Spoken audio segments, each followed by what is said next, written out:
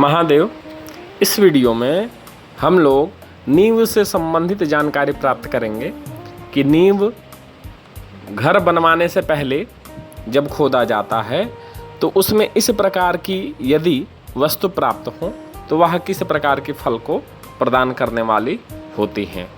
तो चलिए वास्तुशास्त्र के अनुसार जानते हैं।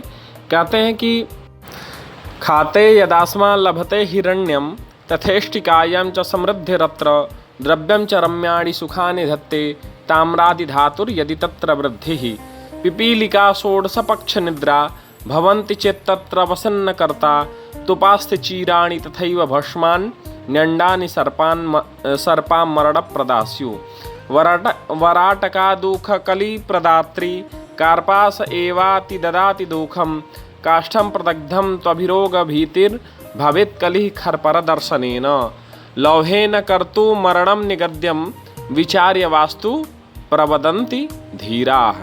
नींव खोदते समय यदि पत्थर मिले तो घर में सोने की वृद्धि हो, वहाँ पर निवास करने से स्वर्ण इत्यादि का लाभ बराबर प्राप्त होता रहे। यदि ईंट प्राप्त होता है तो नाना प्रकार की धन संपत्ति प्राप्त होने के यह शुभ संकेत प्राप्त होते हैं। धातु यदि मिले तो अनेक चाल की वृद्धि हो और पिपीलिका अर्थात चींटी दीमक आदि यदि प्राप्त हो तो 16 पक्ष तक सोने वाले मेढक मिले।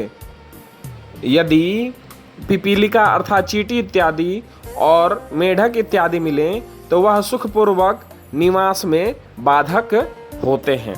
यदि वहाँ पे भूसी, हड्डी, चिथड़ा, भस्म अर्थात राख इत्यादि या किसी भी जंतु के अंडे या सांप इत्यादि मिले तो वह मृत्यु तुल्य कष्ट को प्रदान करने वाले होते हैं। इस कारण से घर में कलह इत्यादि भी बने रहते हैं। यदि कपास मिलता है तो वह अत्यंत दुख का कारण होता है। यदि जली हुई लकड़ी प्राप्त होती है तो वह अधिक रोग को प्रदान करने वाली या रोग से भय दिलाने वाली वह होती है।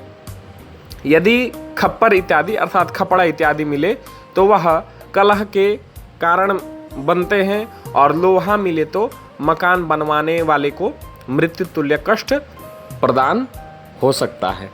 तो इस प्रकार का विचार यदि जब भी मकान बनवाएं तो नींव खोदते समय यह विशेष ध्यान रखें कि किस प्रकार की वस्तु प्राप्त हो रही है और उसका फल जानकर यदि वह शुभ फलप्रद है तब तो कोई बात ही नहीं। यदि अशुभ फलप्रद है तो वहाँ पे शांति कराकर और मकान निर्माण करावें या मकान निर्माण कराने के बाद शांति कराएं, जिससे उस मकान के स्वामी को या मकान में रहने वाले सभी मनुष्य को, पूरे परिवार को सुख और शांति प्रदान हो। अन्यथा यह जो फल बताया गया है यह फल कहीं न कहीं अवश्य ही घटित होता है। अब अगले वीडियो में हम लोग वास्तु संबंधित कुछ अन्य जानकारी प्राप्त करेंगे। इस वीडियो में इतना ही। धन्यवाद।